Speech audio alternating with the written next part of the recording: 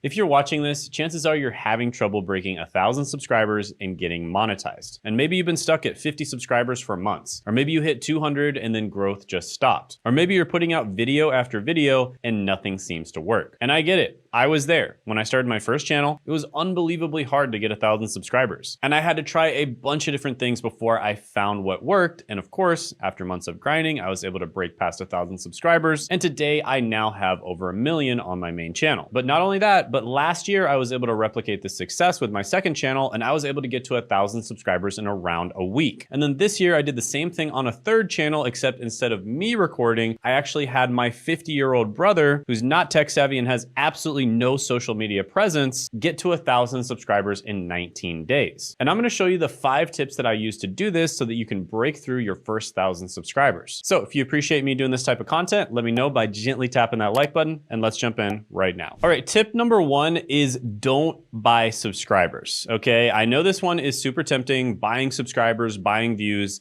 Do not do it. It's absolutely not worth it. Because the thing is, buying subscribers will actually hurt you in the long run. These are random bots that will never care about your channel. They won't watch your videos, and they won't comment, and they definitely won't share. And this creates a massive problem. Your engagement rates tank. YouTube sees that you have 1,000 or 10,000 subscribers, but none of them are actually interested in watching your videos, which sends a message to the algorithm that your content sucks. So this will actually bring more harm to your channel than good. And your algorithm will push your videos to the wrong set of people as well. Or worse, it won't push your videos to anyone. Now, there are a bunch of people online offering to get you more views and subscribers, and you can find these gigs if you search it up on Google. And there's some instances where they will offer SEO services, for instance, on Fiverr. Now, what they actually do is they put fake views and subscribers on your channel. Then they show you the numbers and say you're getting results. And sometimes they outright sell you subscribers for like $5 per 1,000. And I've seen channels with 100,000 subscribers getting 200 views per video. That's a 0.2% engagement rate, which is awful. And healthy channels typically get 3 to 10% engagement rates. So don't fall for this scam. It kills your engagement rate and it confuses the algorithm. YouTube is smart. They can detect fake engagement and your channel will get shadow banned. So real subscribers come from solving real problems for real people and giving them real value. So focus on making great content instead. Now, if you do want a quick way to sort of pay for subscribers that actually works, you can go to the promotion tab in YouTube Studio and you can pay for subscribers from first world English speaking countries. Now, if you want to get to 1,000 subscribers, it will likely cost you around $1 per subscriber, although you can get it a little bit less than that. So it may cost you 50 cents per subscriber, but that's still going to be about $500 to $1,000 that you spend getting your first 1,000 subscribers on YouTube. Now, there are ways to make this even cheaper. I'd have to put it in a separate video, but if you do want to buy real subscribers and not have YouTube actually penalize you, then that's the way to go. So yeah, to do this, you just go to the promotions tab and then basically just pick one of your videos to promote. With that being said, this method still isn't perfect because again, the people you're attracting,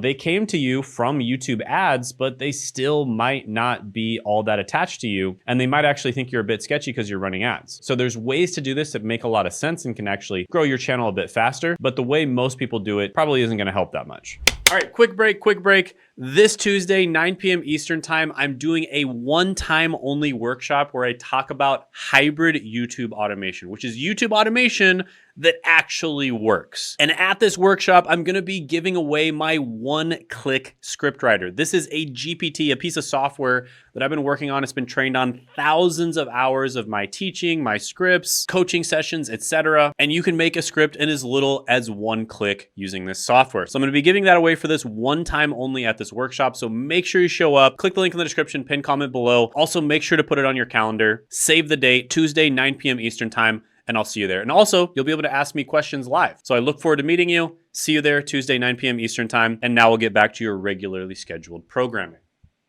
All right, tip number 2 is to establish your niche, but always remember that you are the niche. And I'm gonna explain exactly what I mean by that. So this is huge. Pick a niche that you'd be willing to talk about for the next 1 to 2 years minimum. Now, I see new YouTubers jumping around to different topics constantly. This is one of the most common mistakes that I see new YouTubers making. And it's not the worst thing in the world, right? You can try out different topics. Generally speaking, you want to at least operate in a sort of like general niche. For instance, you don't want to be making content on, the dating or relationships niche, and then the making money niche, and then also the health niche. That's too far away from each other. But you can make multiple different types of content in the making money niche in general. And there's a lot of different ways to make that. For instance, that's what I did when I first started. I made content on budgeting, investing, how to pick a good career, how to pick the right college degree, how to save money, how to get grants from the government. And these are all topics that I knew a little bit about, but they were all under the umbrella of making money or just money in general. So if one topic didn't stick all that much, but I still got a good amount of people who ended up subscribing and watching that content, they'd likely be interested in the other content that I made as well, because it has something to do with making money. But a lot of new YouTubers, man, they're all over the place. One week they're doing gaming content, the next week it's cooking videos, then they try tech reviews. And if you keep switching niches within months of starting on YouTube, the algorithm will get confused and it won't know who your audience really is. And here's what happens. You get views from gaming fans on your gaming video. Then you post a cooking video and those gaming fans don't care about cooking. They don't watch and your view duration drops. And the algorithm, again, thinks your channel sucks and it thinks your content is bad, when in reality, your content's pretty good. It's just you're making it for the wrong audience. Think about it like this. Pick your 2 favorite shows ever. For me, it's Breaking Bad and The Office. Those are my 2 favorite shows. However, if I clicked on The Office and then Breaking Bad popped up, I would be disappointed because I was in the mood for a dry comedy and a gritty drama popped up. So even though I absolutely love Breaking Bad, it's my favorite show ever, I wasn't in the mood for it. And it's the same thing when you post a bunch of different types of content on your channel. And the absolute worst thing you can do is to start new channels all the time, right? You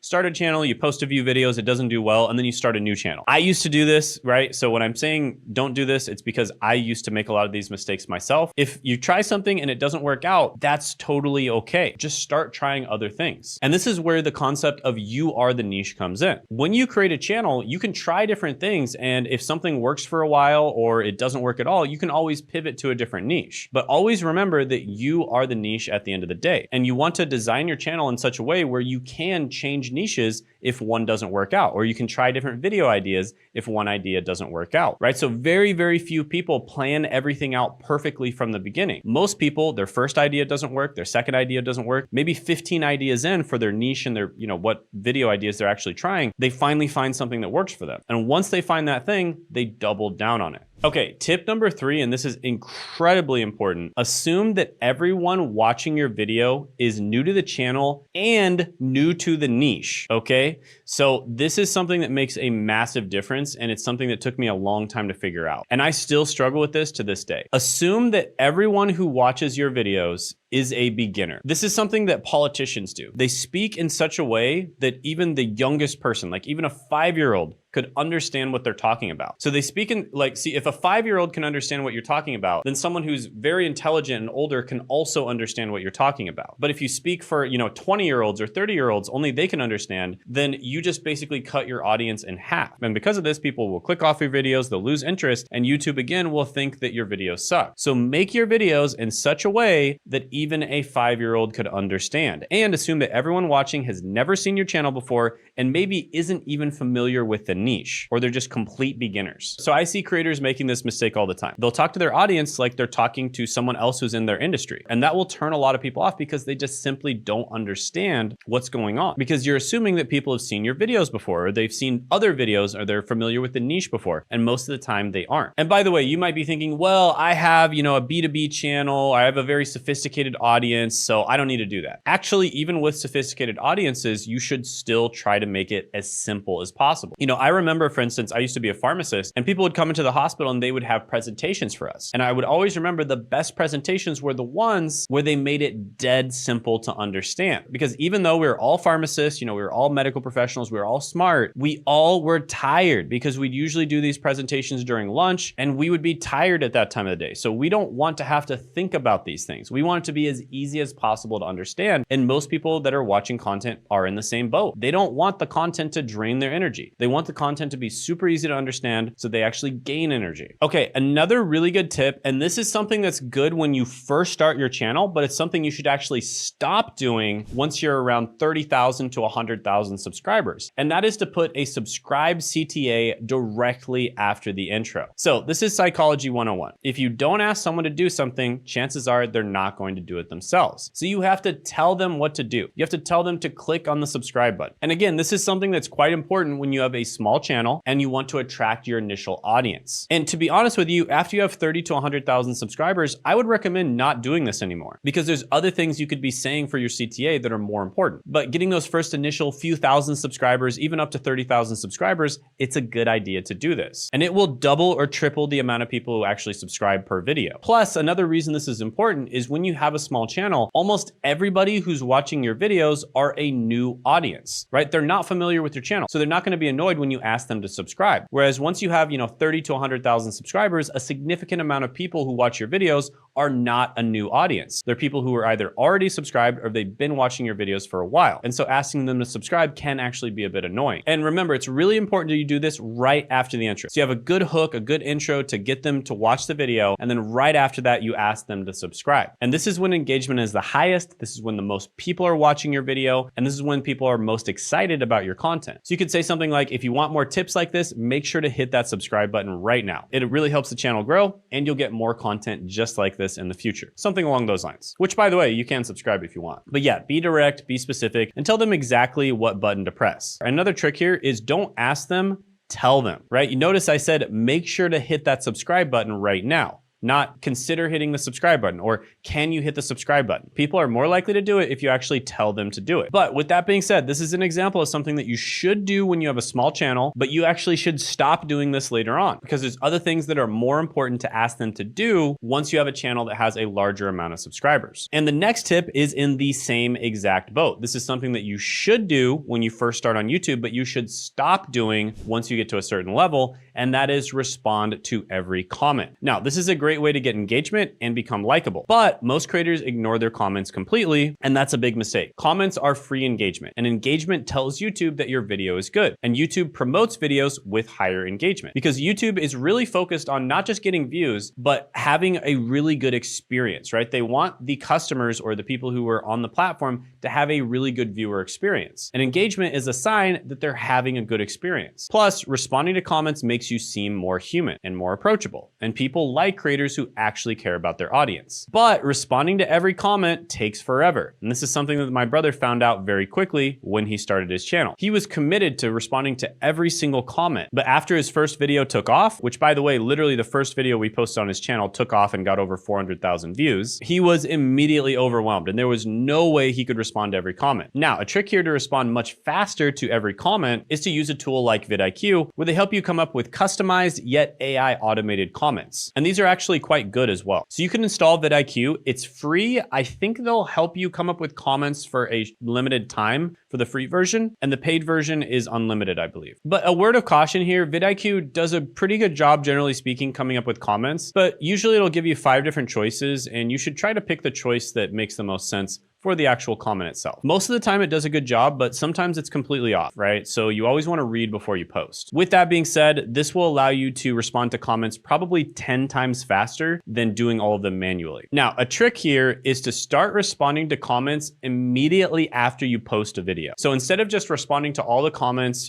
as they come in, respond to comments immediately after you post a video, and that will actually alert people, and then they'll end up just naturally going to your channel and seeing, oh, hey, Zach posted a new video, and then they'll end up watching it. Plus, it'll subtly let people know that this is the time of day and the day of the week that you post videos. And they'll be more likely to actually comment on your videos during that time, which again leads to even more engagement. So it makes you look really good in the eyes of the algorithm. What's happening, guys? In the editing process of this video, and I have an opportunity for a select group of people. So these are people who are serious about growing their personal brand on YouTube.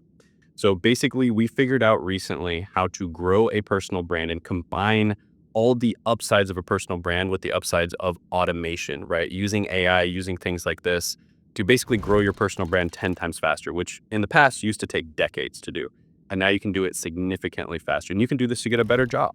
We work with beginners that just want to get a better job with their personal brand.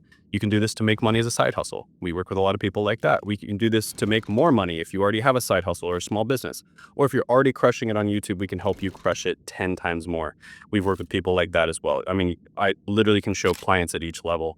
People that we've gotten from 0 to over 10K, 0 to like over 30K, from like 1K per month all the way up to 185K per month, from around 30K per month all the way up to over 500K per month. So literally at every single level, and it works for everyone in every situation. With that being said, we are only working with 3 to 5 people, and they have to be people who are very serious, right? People who are dedicated to making this work. So if you think you're that type of person, go ahead and apply down in the description and the pinned comment below, and you could be part of our group of 3 to 5 that we help. So see you there. Have a good one. Okay, the next tip is just a general philosophy that I think is honestly the most important thing. And this, by the way, out of the 5 tips, this is the most important one. And that is the idea is pretty much everything on YouTube. And I call this like the hot dog method. Okay, so let me just explain what the hot dog method is, because you're probably very confused here. When it comes to opening a restaurant, location is everything. And when it comes to YouTube videos, ideas are everything. So if you were to open like the best restaurant in the world, a gourmet 5-star restaurant, but you put it right outside of Bellagio buffet and it was outside of the exit, so all the people who walk past your restaurant are people who are full, right? They just ate a buffet, so they're full. They're not interested in food. You're probably not going to do that well, right? You're probably not going to make that many sales. And that's kind of an analogy of trying to make videos on a topic that's saturated already. And then even worse than that is, let's say you open up that same gourmet restaurant, but it was in the middle of the desert, right? Nobody's there. This is something that a lot of people do as well. They basically try to make videos on ideas where nobody cares about the idea. So again, the first thing that people do, this is probably the most common one, is they basically just copy big creators and they try to make the same videos as those big creators, which it's not a good idea because again, there's a lot of saturation there. And then the second thing that people do that's a big mistake is they make videos on ideas that nobody cares about. In the first example, there's a lot of demand, but there's also a lot of supply. In the second example, there's no demand and no supply. And what you want to do is have the best of both worlds. You want to have a massive amount of demand and not very much supply. And that's the hot dog method. What you're doing here is you want to be able to feed people hot dogs and they buy it up like crazy, right? If you were to open a hot dog stand, but you put it right next to a crowd of starving people, you're gonna sell out like crazy. Even though the hot dogs aren't that good, you are still gonna sell out every single time. I actually had a friend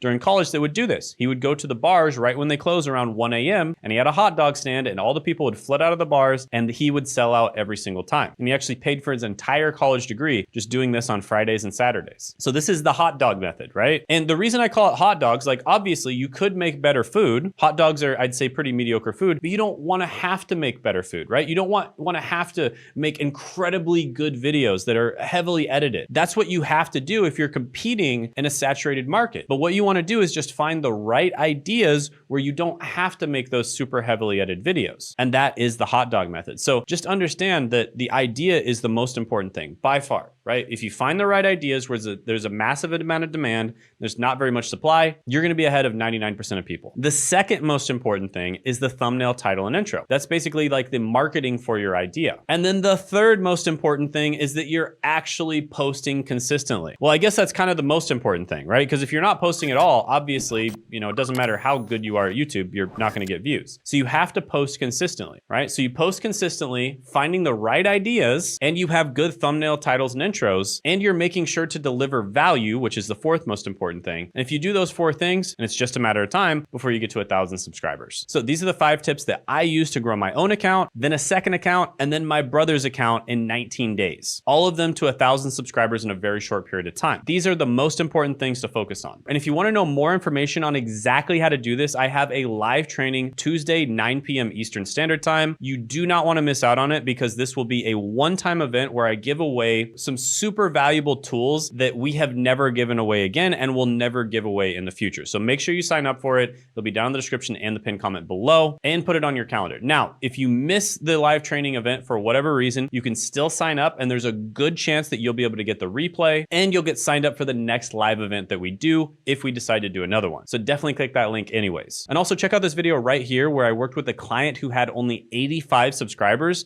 and we helped her grow all the way to 50,000 plus subscribers and making over $80,000 a month. This will be a case study. Check it out right here.